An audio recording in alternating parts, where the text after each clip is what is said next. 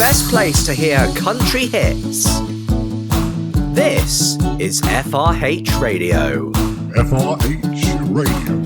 The station that puts both independent artists and mainstream artists under the same spotlight. Playing you only the best in country music. You are listening to FRH Radio.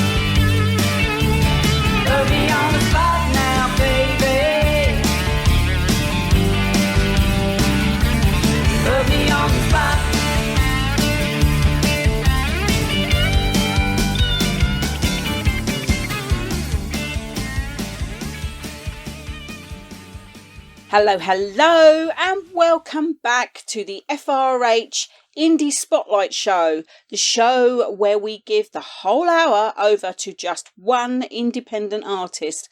If you tuned in last week, you will have heard we had an interview with Andrew Dean from Night Sky Records International. Great interview. And today we've got another fantastic interview for you. Today we have James Signorelli, also known as Siggie The Vintage Man. Great title. I tell you what, you actually hear in his interview that people just refer to him as the Vintage Man. You, that Vintage Man. Shows that a name can stick. The more unusual it is, it sticks. So way to go. Right. You don't want to hear me talking, so I'm going to be quiet. I'm going to hand you straight over to Graeme Drayton with Siggie The Vintage Man.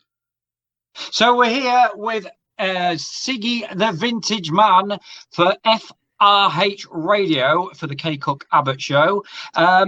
Welcome along, Siggie. How are you? I'm doing just as fine as I can be, brother. So we're going to hear 5 tracks from you on this show. Beautiful. So, what's lockdown been like for you? Have you used it productively?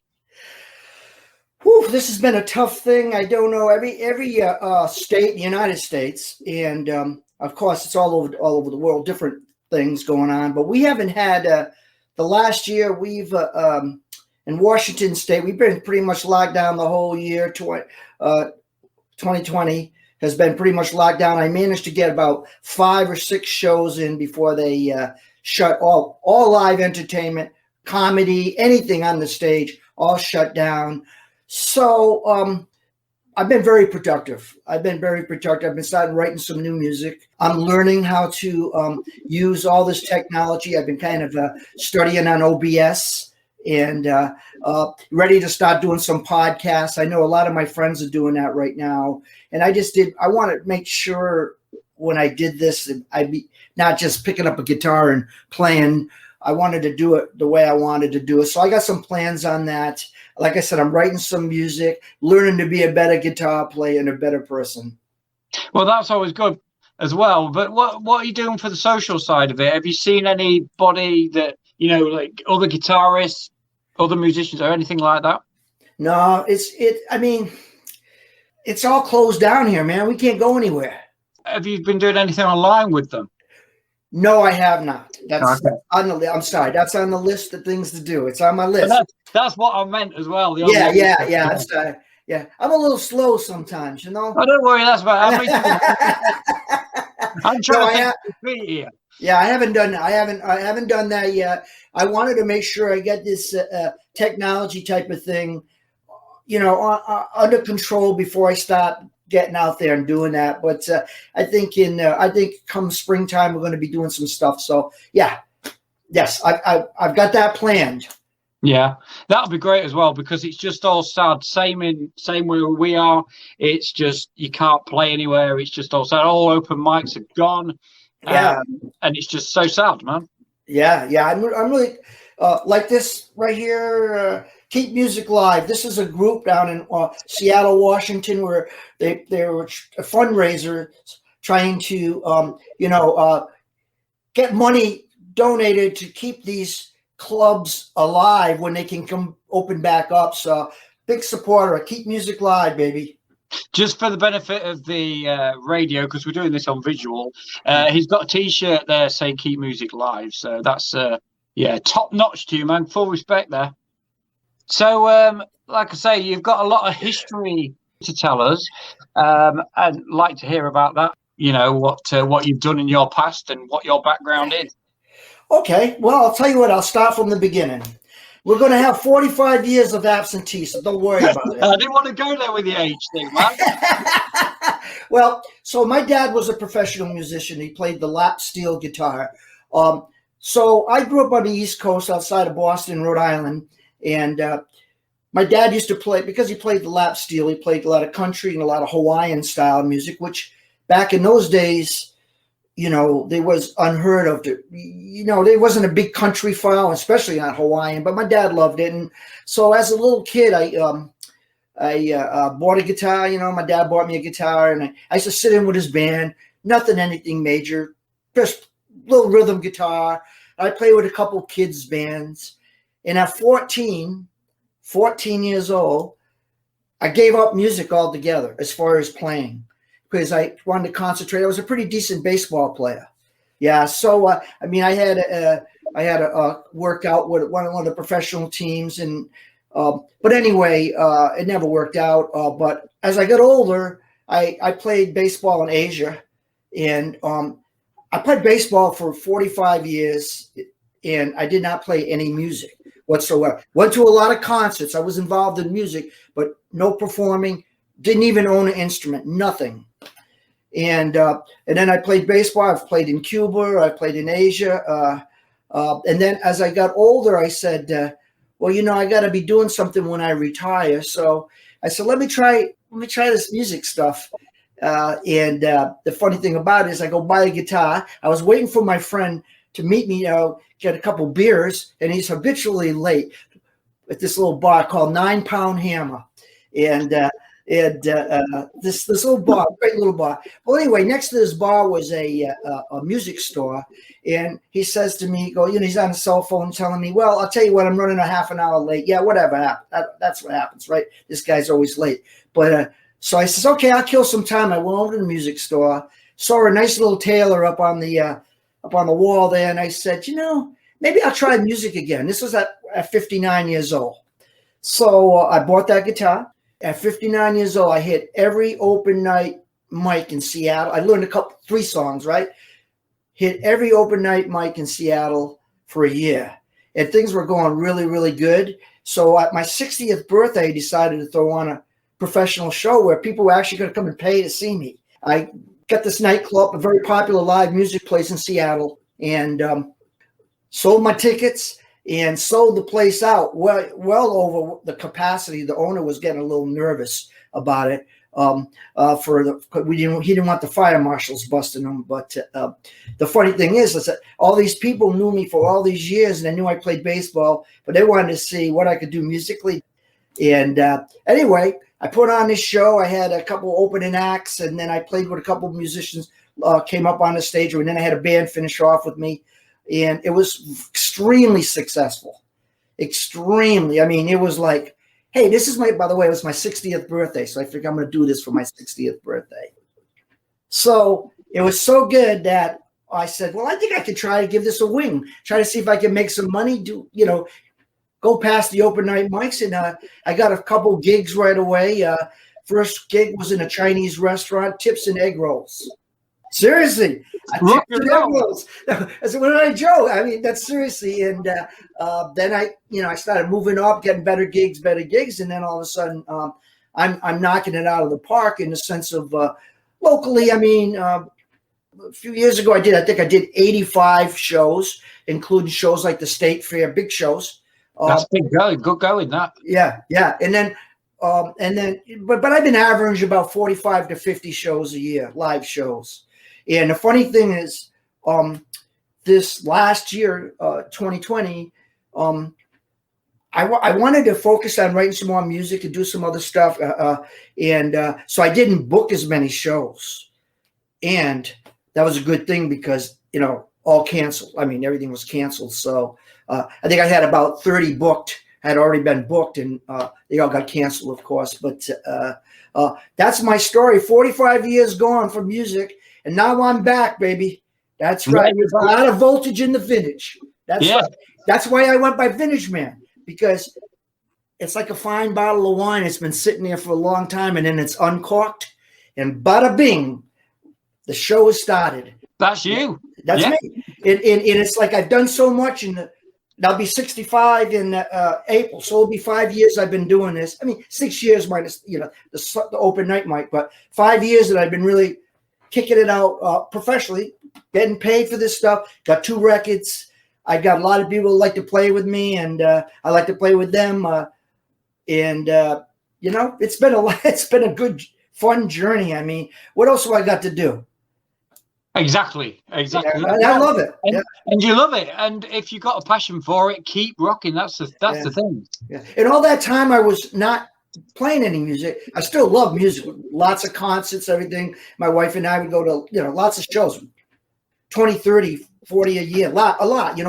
We love live music. And my wife would always say, when we're at the concert, she'd always say, why are you watching these, like the lead guitar player really playing? He says, you're focusing so much on the technical aspect. I said, well, I understand a little bit about it. And I like to see what the musicians are doing technically. I mean, you can hear that, but I like to see how they're achieving it. And so I knew that stuff. So it wasn't like I was gone from music. I just didn't play myself. And, it took a while to get the calluses back on, and a lot of learning curves with technology now. But hey, it's a great journey. I'm hoping I can go for quite a while. And I'm sure you will. And you've got some great songs in the offing, like I said earlier. Thank you. So your first one is your latest single. Yes, I know it is. From Where I Need to Be. All right. Well, this song was it's one of my favorites. It was recorded in Nashville in 2019. I had some really good musicians. I had a few Vince Gills, Time Jumpers playing with me, and Dolly Parton's guitar player. I mean, I just had a group of very good musicians helping me out with this. But this song was one of the easiest songs for me to write. Right where I'm sitting right now, I was looking out the window, and it was a rainy day, and I just thought about how it was like being on the hotel rooms, and the dreariness and the loneliness of sometimes being away from your family, and it came to me right away. So this song came to me right away. Just looking out my window, it was done in 45 minutes. And they are the best songs sometimes. Yeah. I mean, I've got stuff right now. I've been, notes I've been working on for 4 years. And, I'm hoping to finish those up like this year. Passenger, the song Let Her Go. Yes. That was written in 45 minutes. Yeah. And Roy Orbison's Pretty Woman was written in about 10 minutes. So, they're the best songs. Oh, yeah. That's classic. Anyway, here it is. Siggie the Vintage Man with From Where I Need to Be on FRH Radio. Thank you, Graeme. Okay, let's hear From Where I Need to Be from Siggie the Vintage Man. And I got to tell you, this is the first track that FRH Radio heard of Siggie's. And as soon as we heard it, we fell in love with it. We absolutely loved it. Hence why we went back and said, yeah, we need more of your music. Have a listen and see what you think. This is a beautiful, beautiful song. Here is From Where I Need to Be from Siggie the Vintage Man.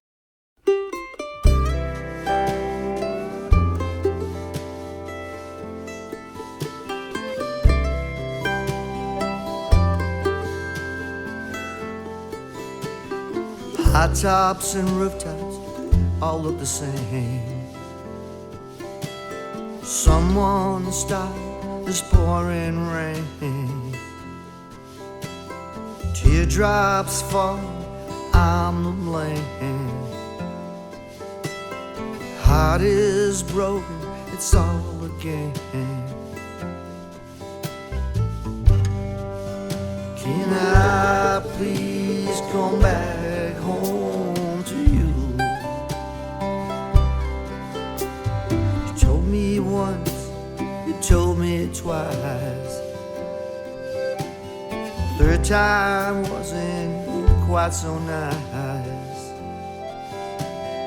Things take a while, stick to me. I know we often disagree. Honey, can I please just come back home to you? Miss the children, I miss your smile. I've been gone quite a while. This road is taking its toll on me.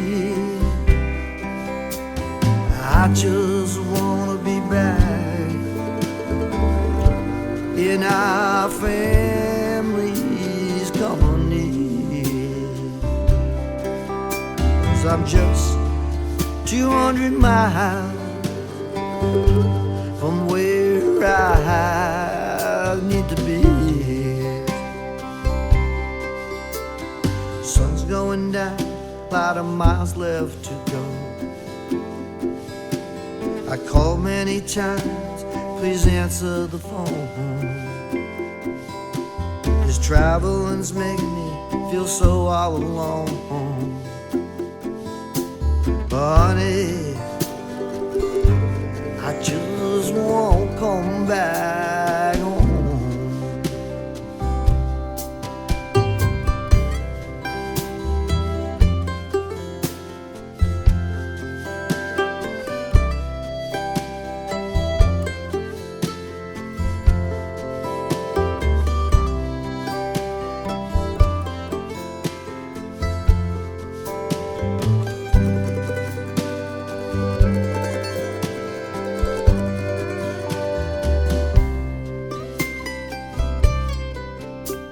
I know you're thinking how it all went wrong. I wear these emotions in this song.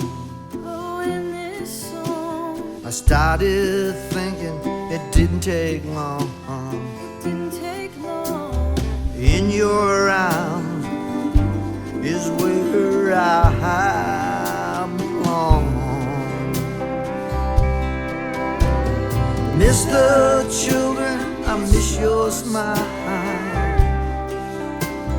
I've been gone quite a while. This road is taking its toll on me. I just wanna be back in our family's company. 'Cause I'm just 200 miles. I'm just 200 miles. I'm just 200 miles from where I need to be.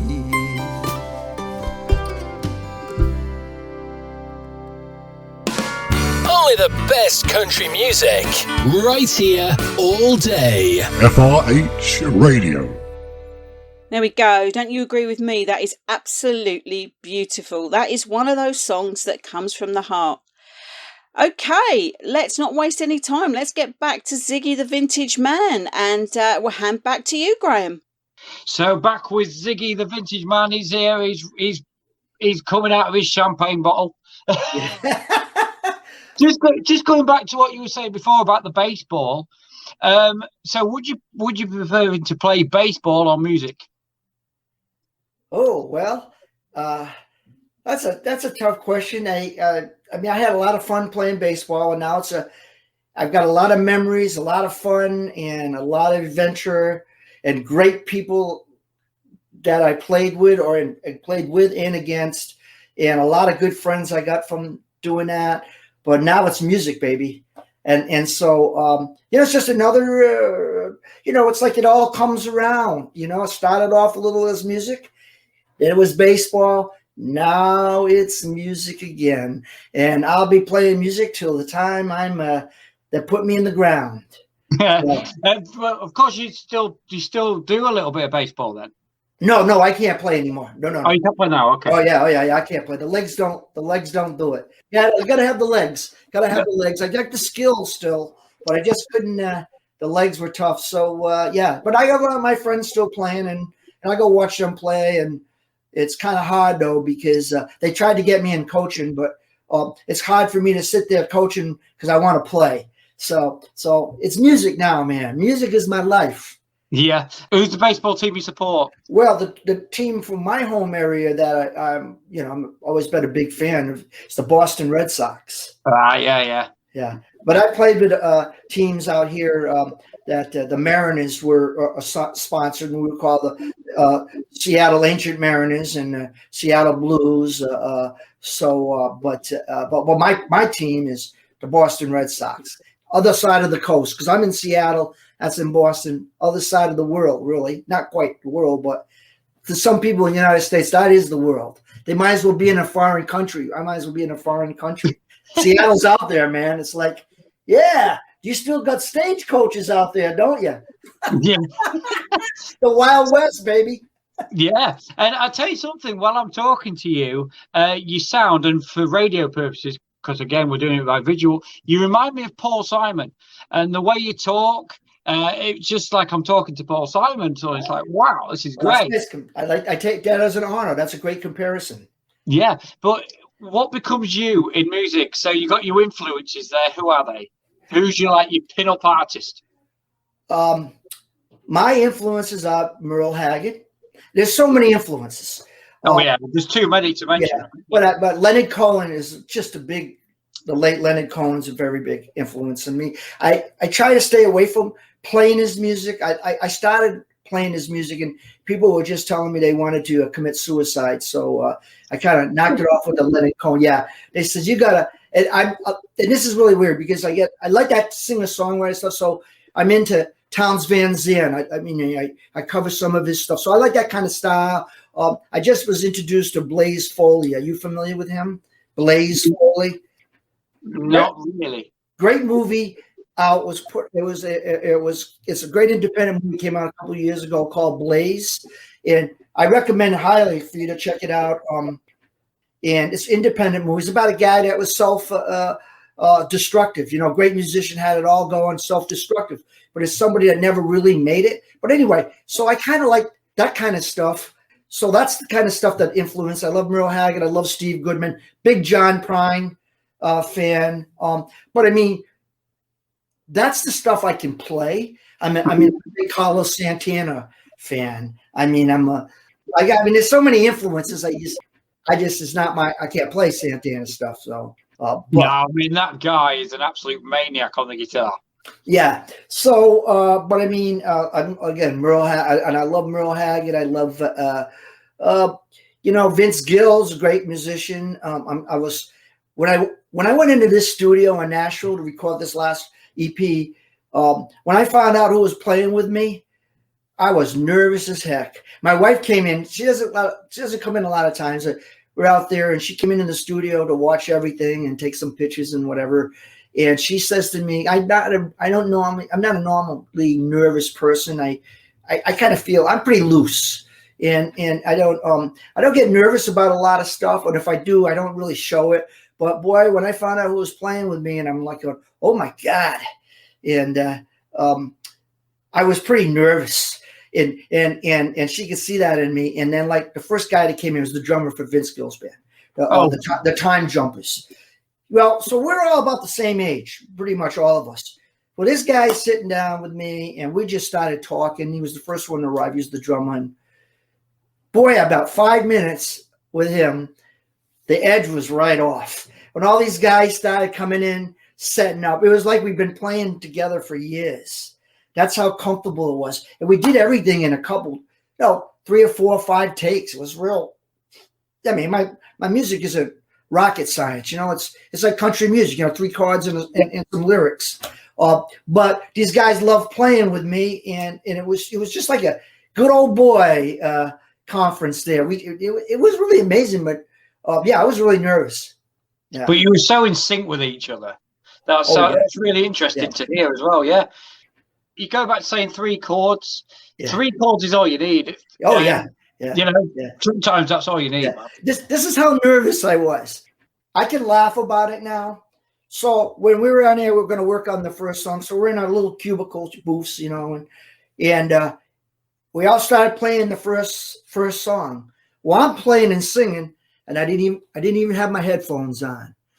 Those guys realized after we finished the song, they go, "Man, you must be pretty good. You playing and singing without even your headphones." Like they couldn't believe that. I go, well, I was journeyman's luck, I guess, but that was pretty funny. Yeah, I was quite nervous, but not anymore. So yeah, it's good to jam out with them guys, right? Oh yeah, they're good. They were really good. And the guy, the funny thing about the guy that was playing the pedal steel guitar, and he plays with everybody. And he's currently playing with Chris Stapleton. So he's the steel guy currently with Chris Stapleton. And this guy was the only guy in there that was, to me, I told my wife, I said, I think that guy's kind of uptight. He's, she goes, he just wants to get it done. He wants to get the music laid out, the tracks laid out. And all. Well, he was the most intense there, and not the barter, badgering and kind of jokingly stuff we did with the other guys. He was like all serious and stuff. Well, it turned out after we laid out all the tracks, everything was done. He ended up being one of the most funniest, friendly guys. He invited me out to his gig that night, and we hung out, and it was a lot of fun. So wow, yeah. Wow, that sounds really cool. Yeah. And on to another funny story. This next song you've got is "Buyer's Remorse." Now that says to me, oh, I've bought something. I feel really sorry about it. What? That says it to me. Okay, let me tell you about that story. And that's a story. That's a song that I really haven't promoted that much because I try to stay out of things politically. But that's a political song, and it's just about the current state of affairs politically with our politicians. No one in particular, just the politicians in general in this country. So when I wrote that song, and it's really funny because I haven't promoted it, and a lot of people hear it and go, "Man, that's your best song." And I'm like, well, maybe now it's time to get that song out. But it's about politics in this United States, and it's a political song. Buyer's remorse. We elected these officials, and now we're sorry we did. Simple story. Excellent stuff. So here it is, Buyer's Remorse. Thank you, Graeme. Yes, we don't normally do politics here on FRH Radio, but on this occasion we will make an exception, only because it's a good song. Haha. Let's hear it. Here's Buyer's Remorse.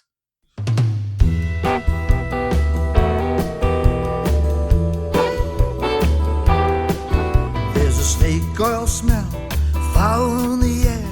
It's kicking my legs, it's pulling my hair. You better pay attention, you better care. The buyer's remorse, buyers beware. If you don't agree with what they say, you're a racist, you're a bigot, and they'll tax you away. They're getting more aggressive in their black-clad suits. They'll stomp you when you're down with their face in their boots.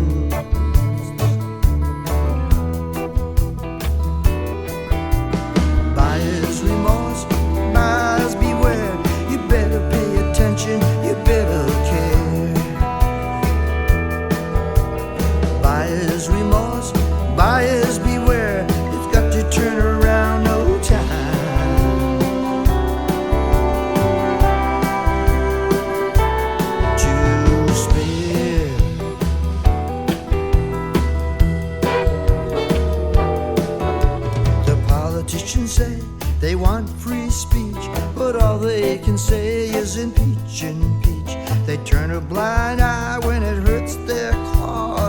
doo-wop are beginner and they twist their laws. Buyer's remorse, buyers beware. You better pay attention, you better care. Buyer's remorse, buyers beware. It's got to turn around no time.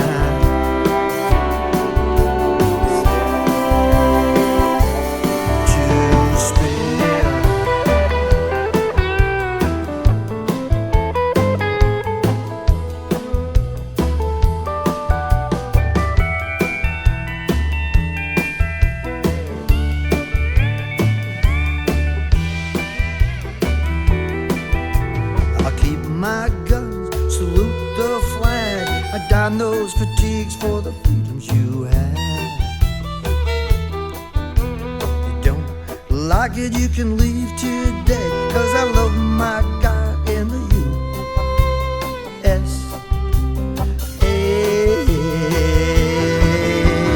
Buyer's remorse, buyers beware. You better pay attention, you better care. Buyer's remorse, buyers beware, it's got to turn around no time to spare. Buyers remorse, buyers beware, you better pay attention, you better care.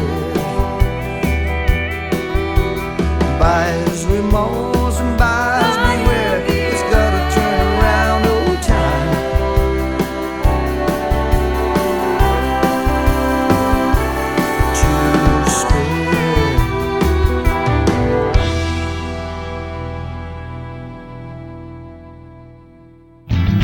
You're listening to FRH Radio.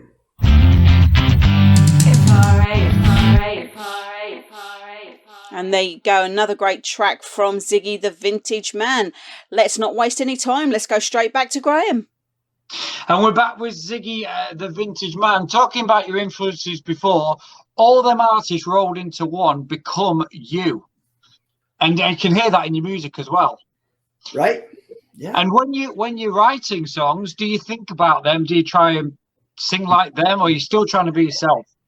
No, I try to be myself, but I think part of myself is like them. That's why I'm attracted to their style. I mean, it's does that make sense? I mean, that's yeah. I try to be myself. I don't really try to I don't try to copy anybody, although music is copying one way or another somebody's music somewhere. It's just that, you know what I'm saying about that. Melodies, there's loads of the same melodies, right? Correct. And but I mean, like I don't try to be like anybody. I try to be myself. But because I appreciate the artist so much, it comes out in me. So I'm not trying to be like them. Trust me, I've lived a lot longer than most of those guys. Put together. Same Bob Dylan. Yeah, he's another one of your influences, right? Yeah. Oh, yeah. As a matter of fact, if you were to say there's one artist that people always tell me I sound similar to, they always compare me to Dylan. And I always tell them, I goes, does that mean you think I can't sing? Wow. Yeah. A lot of people say that he can write and play albums, but he can't sing them. Well, he's different. It's I mean, that was the same thing they said about Leonard Cohen when he first came out. Yeah, they did. And they said this guy's a great writer and a poet and whatever, but he can't sing a damn lick. He can't sing, and he actually got a lot better as he got older, because his early stuff was, oh my God, his early stuff. And I watched some of his concerts, and I'm going, boy, he was pretty high, but he couldn't sing a lick. But he got better. That's isn't that the key? You get better. Yeah, and you still enjoy it. Yeah, and you still enjoy it as well. Now, one of my favorite albums by a long shot, by Bob Dylan, is Blood on the Tracks. Yeah, absolutely adore that album because it's true, it's genuine, it's right from the heart. Yeah. And and that's another thing when you're songwriting as well. Like you, how do you go about writing a song? Do you sit there, and I know songwriting, there's no formula to songwriting, right. But how do you go about writing? Do you get an inspiration from something you've heard, something you've read? From all of the above. I get a lot of inspiration from just walking around down the street. I get a lot of inspiration from movies. And, like with the songwriting thing, it's just kind of like you start putting some words. I think the words are the most important foundation for a song. You get the words, then you got to figure out the music part of it.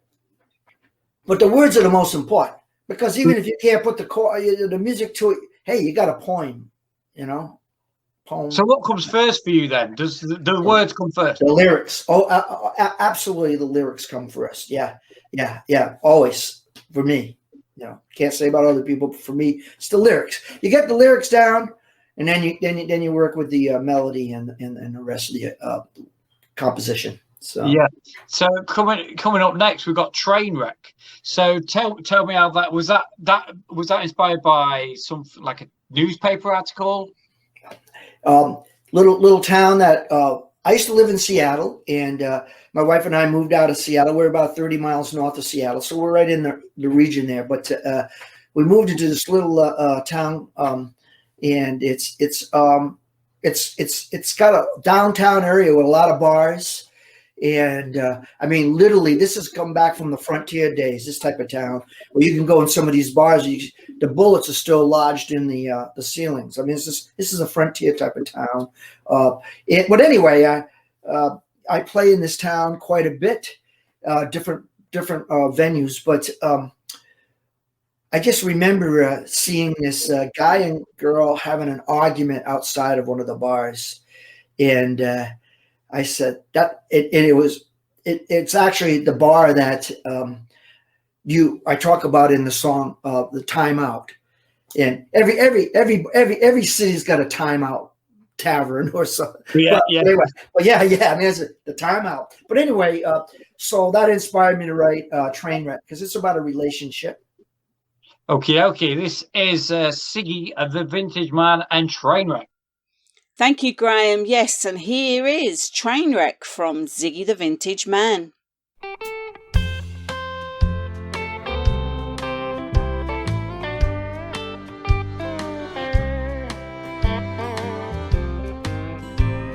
I'm taking all my money, honey. It was left of the booze. You like to play your chances, but all you do is lose. I'm taking all the records and I'm heading out the door.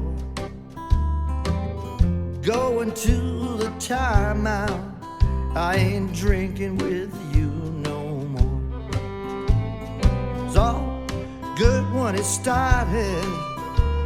You couldn't see through them cracks. It faded rather quickly, and I ain't taking you back. It started to cool down. I never find you home. But when it was time for some loving, you just throw me a bone. Woof, woof. Trainwreck waiting to happen.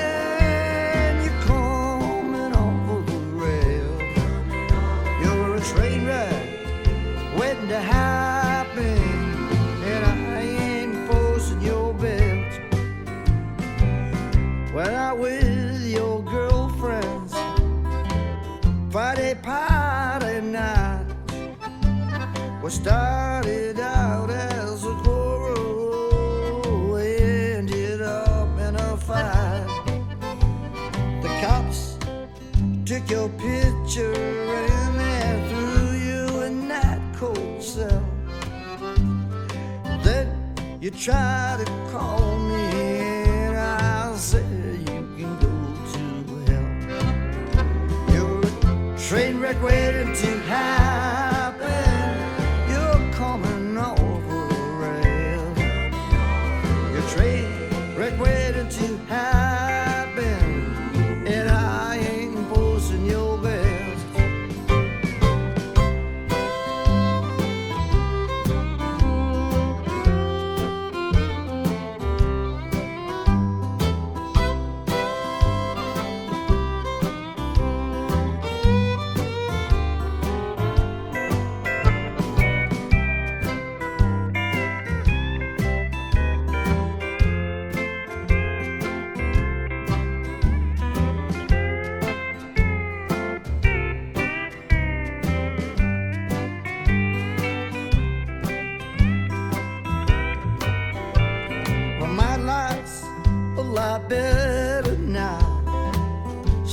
but you're not around. My checkbook is back in the black. I got some money to throw around town.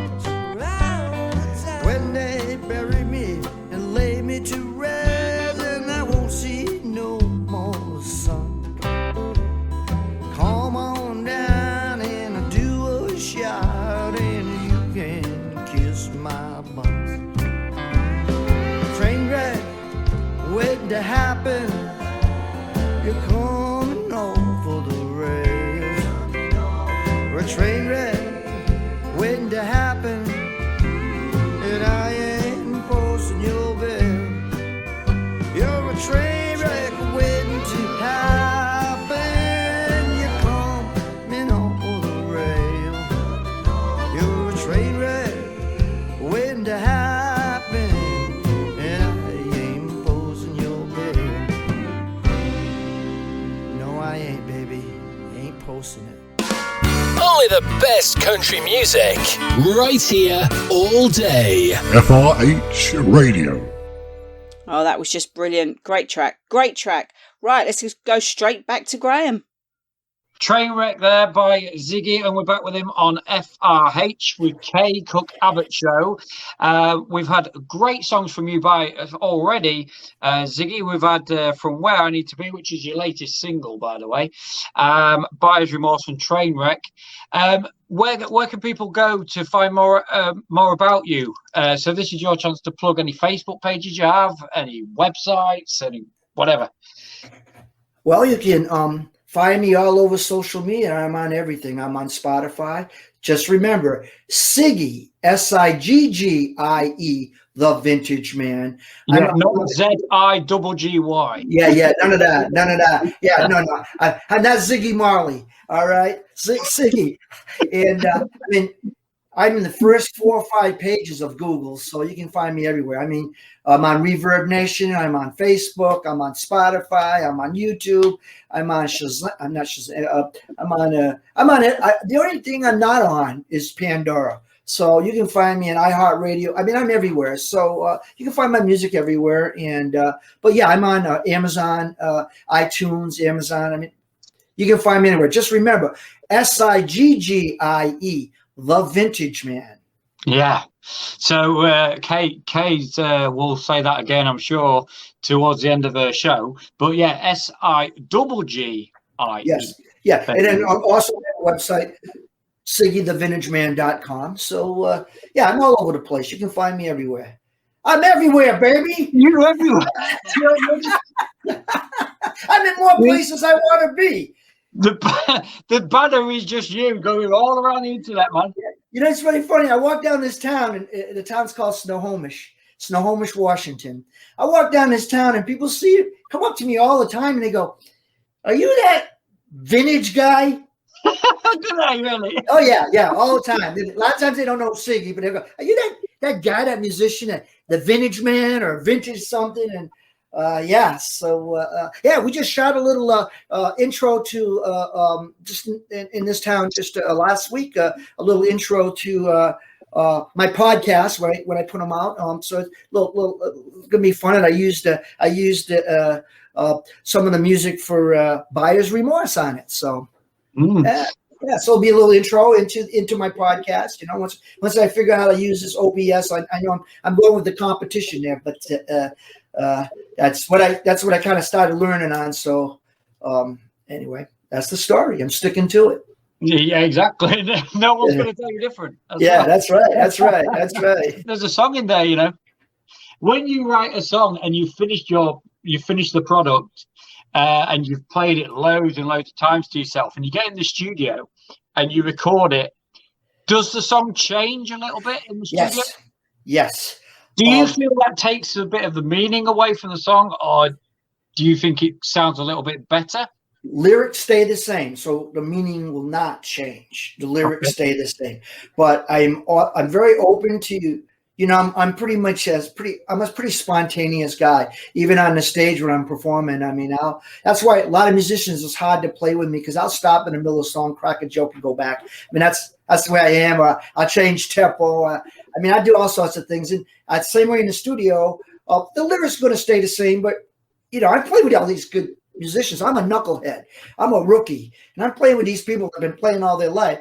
I respect their opinion, and if they want to have some artistic freedom, I'll let them know you can have some artistic freedom. And yes, sometimes this Buyer's Remorse is a good example. That song, when I went into the studio, lyrics the same. That song came out totally different than when I went in the studio. Lyrics the same, but the sound was totally different. And even I was looking, I was going, God, no, I'm sounding like Chris Isaac. It was very, can't really explain it. It was like wild. When I got, even my wife said, wow, man, that song's changed quite a bit. But yeah, it was pretty interesting. But that's pretty much if I was to, two songs of mine, and I don't think you have one on the list. You Don't Have Federale's Daughter. That was on my first record. And that is also a song that lyrics the same. The idea was the same, but I had this just incredible fiddle player. He was just incredible. And I just let him get loose on, let loose on this. And it came out phenomenal in my opinion. It's called Federale's Daughter. I know we don't have that on the list, but I think Kay will have that. Okay, we should play that. Yeah, she'll play that. Yeah. But that's kind of like that's. But other than that, most of my songs pretty much stay the same. Little detours here and there, but it plays pretty much the same as when I go in. But that Buyer's Remorse was totally. When I walked out of there, I was like, "Whoa! I can't believe this song materialized the way it did." Yeah, I'm very happy. I guess I should be promoting it more. Yeah, you should if it's your stuff and you like it. Yeah. I just try to stay out. I know a lot of musicians and artists and whatever have you. They have a political platform, and myself personally, I'm for the people, man. I'm for the people. That one. I don't care what your politics are, as long as you're not shooting at me while I'm on the stage. And I haven't had it. Nobody shot at me yet, and I haven't had to put up the chicken wire. Well, you're doing it right then, Siggy. You're doing it all right. Yeah. But I mean, so I kind of said, I don't know if I want to put this out politically, but it's not about any particular politician. It's about politicians in general. And but everybody said they love it. But I played at some roadhouses and I haven't had to put up the chicken wire yet. So yeah, no chicken wire. I keep it in the car though. Oh yeah, just on standby. Yeah. But you are doing something right if you haven't had to bring that out. Yeah, I haven't. The next song we have is another title, which like you've got some titles there from Buyer's Remorse, and that trade wreck. But this one, Two Dogs and a Red. Two Dogs and a Red. All right. So this song was written. This is the very first song I ever wrote. Wow. Okay. Yeah. I was up in Alaska at a native Alaskan fishing village. Only two ways to get in there: float plane or boat. And my wife's half native Alaskan, so we went out to visit some family. So we're on this little native Alaskan fishing village, and I woke up because it was in the summertime. So in Alaska in the summertime, it stays light till about almost 12 o'clock at night. So you kind of lose concept of night and day. Well, I woke up about 5 o'clock in the morning. One morning, I just went out to the front window and made myself a cup of coffee. And out that window, no more than 50, 60 feet away, was a giant bald-headed eagle. I mean, it was just perched up on a tree stub, and it was humongous. And then I could look out, because we're right on the water, and I could look out and see the whales kind of going up through the sound. And that's what encouraged me to write this song. And it's really funny because I wrote this song. It took me about another quick song, at least the original part of it. I changed it a little bit.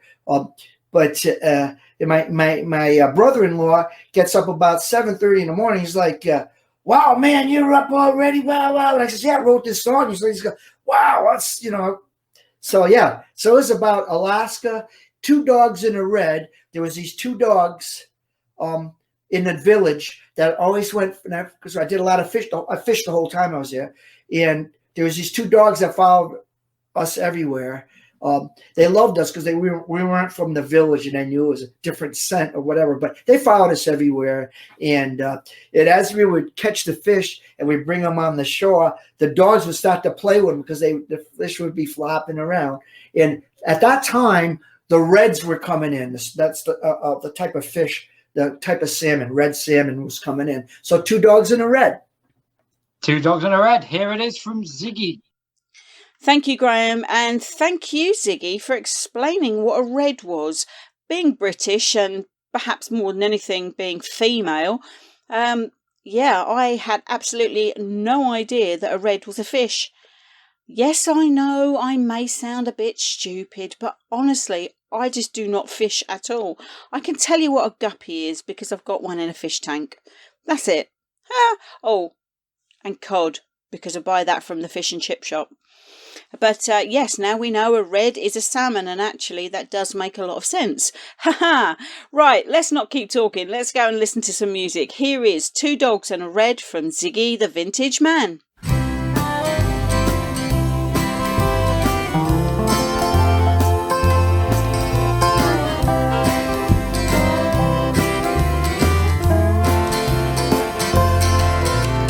Plane landed down Chenega Bay. Fire was lifting, was a rainy day. Friends, family, fishing were part of the plan.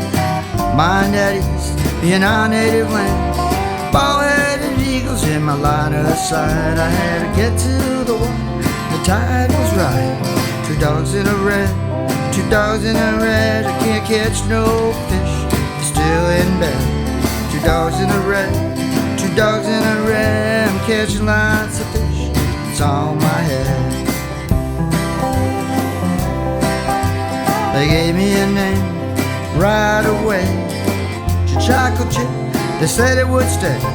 Spread through the village, I knew it would stick. How to get to the water, it had to be quick. I used every lure I could possibly find. Fish were out, they leveled my line. 2 dogs in a red, 2 dogs in a red. You can't catch no fish, they're still in bed. 2 dogs in a red, 2 dogs in a red. I'm catch lots of fish, it's on my head. Residents of line having better luck than me. Co-hosts were jumping as far as I could see. Desperate measures call for a desperate friend. Chenega George said, jumping at one by hand. I jumped into that cold river bed. I wrestled one down, damn it was a red. 2 dogs in a red, 2 dogs in a red. You can't catch no fish, you're still in bed. 2 dogs in a red, 2 dogs in a red. I'm catching lots of fish, it's on my head.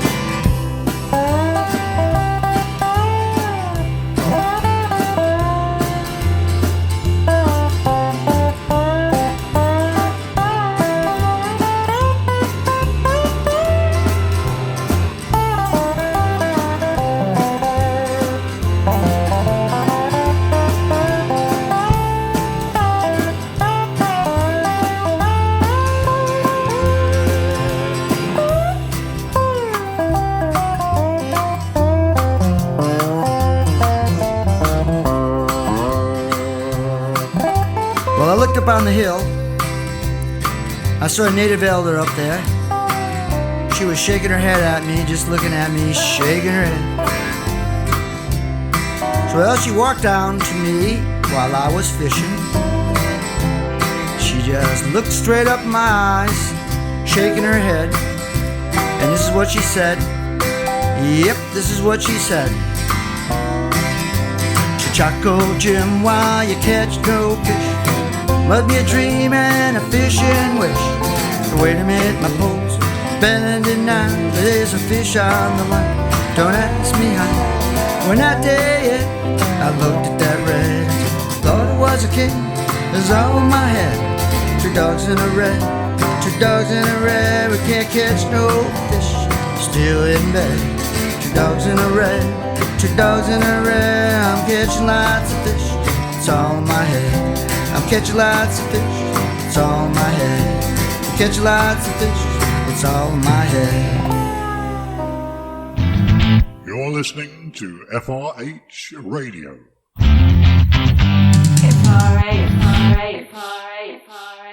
With Ziggy now, and talking before about the 2 dogs and a red song before that song was played, you said about this bald-headed eagle, this massive eagle that you saw perched on the tree. Have you ever seen that eagle again? Yes. That eagle that was out in that village was the local eagle. So one thing, and I'll tell you a little story about that. But that particular eagle, yeah, we saw him a few times out on the perch, and then some other places too. So it was a local eagle.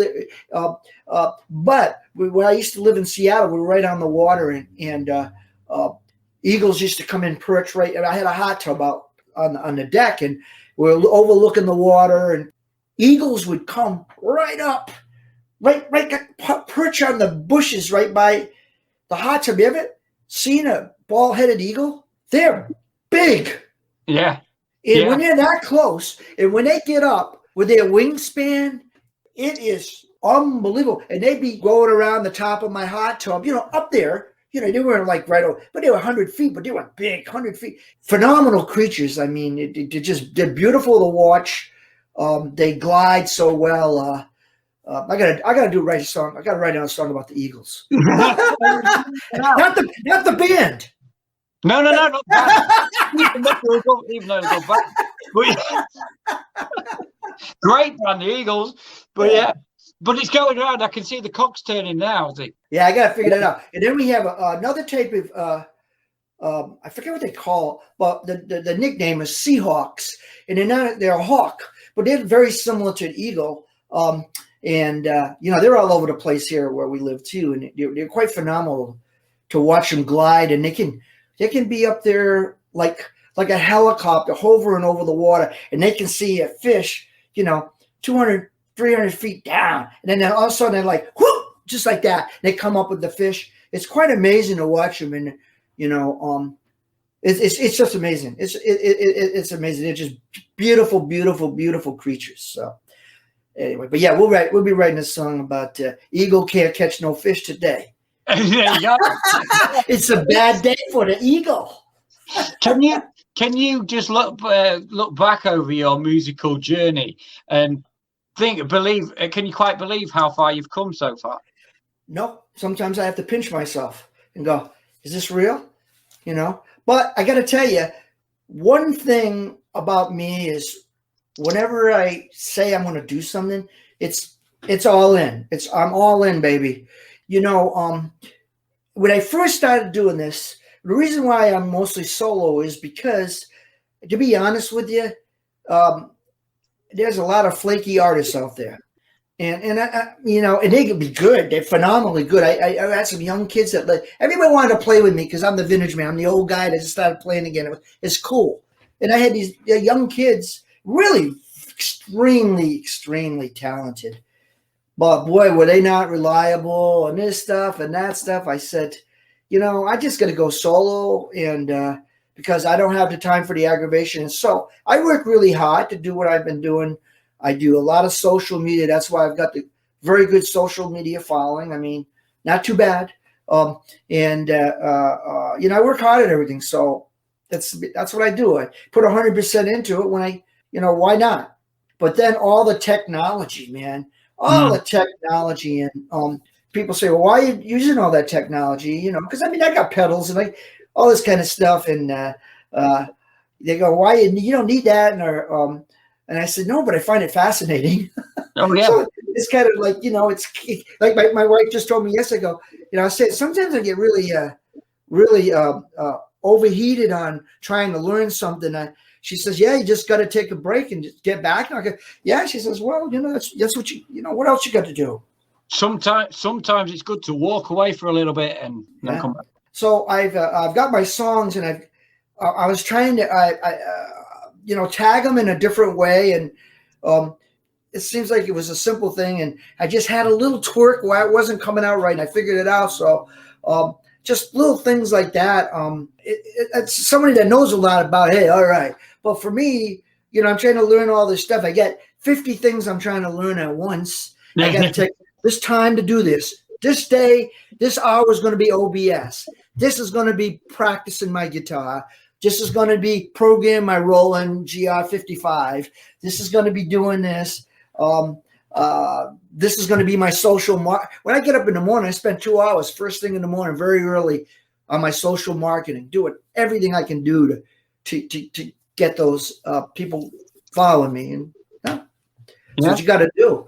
Yeah, exactly. It's what you got to do in these modern lockdown times and these strange and difficult whatever it is. You know, it's just like there's no end to it. But you come back to one of my songs called "Break Through the Glass" that I wrote, and basically part of the middle bit goes, you got to take every chance that comes your way and give it everything that you got.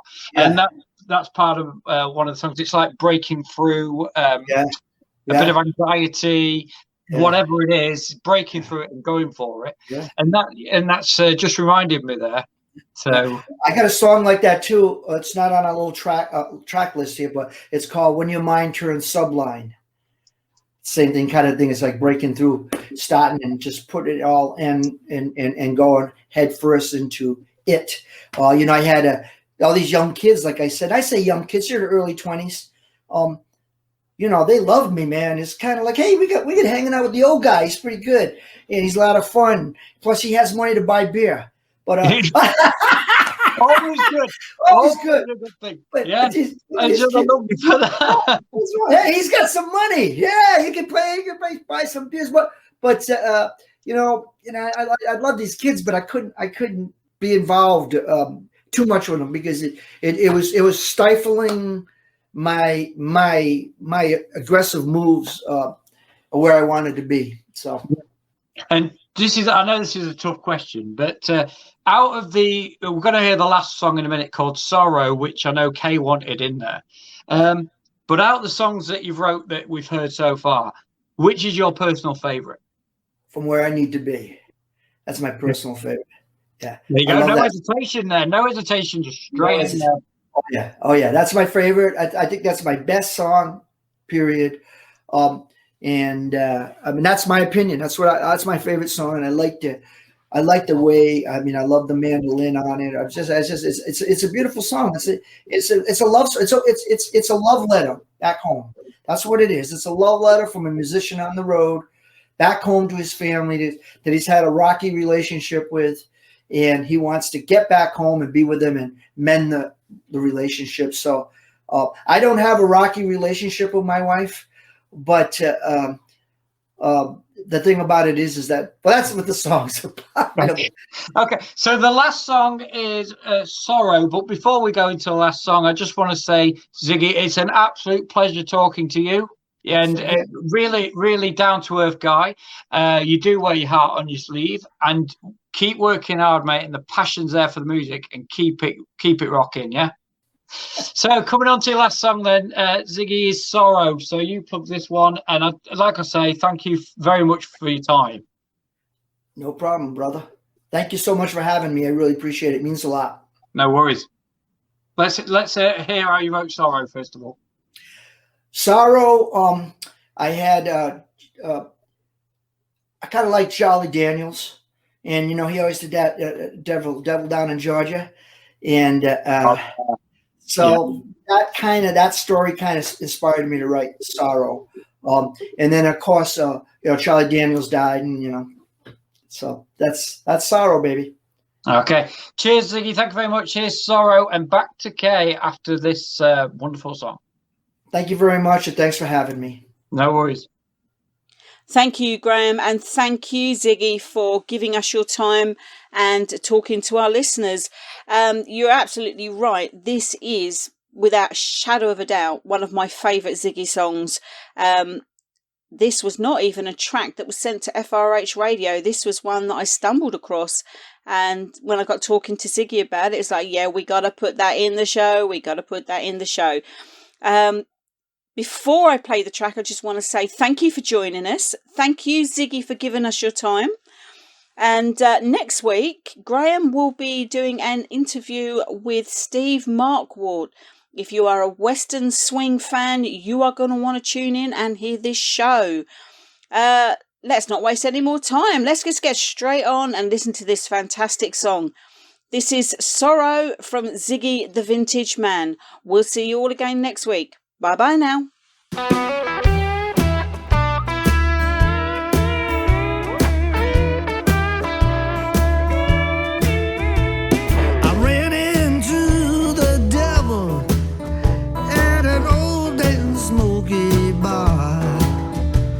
He said he had a gift for me, but he left it in the car.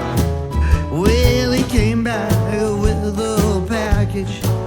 It was small but wrapped really nice. He said, go ahead and open it and I'll give you some advice. Well, I opened up that package. It seemed empty inside. He said, don't worry, it's not what you see. He said, it's what you hide. I got sorrows in my pocket. I got sorrows in my beer. I need to lose that sorrow.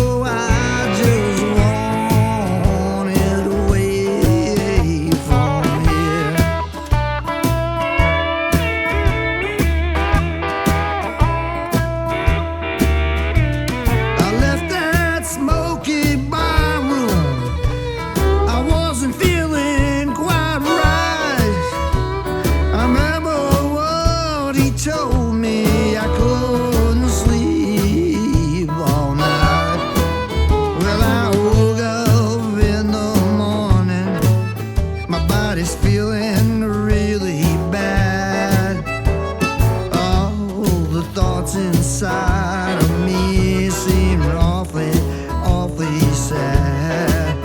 Well, I looked into that mirror to see what I'll become.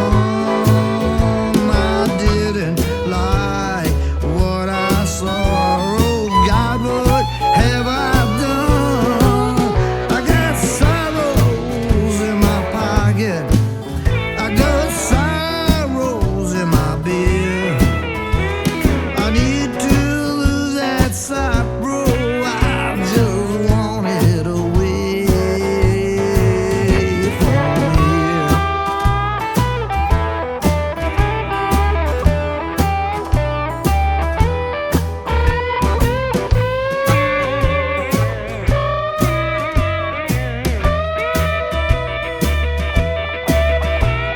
We all have some type of sorrow, some we try to hide. We can't shake it off of us, it just eats us from inside. Well, I decided to give that package back. I looked for that evil soul. I went back to that smoky bar. He's still pitching his sorrows go. I got sorrows in my pocket.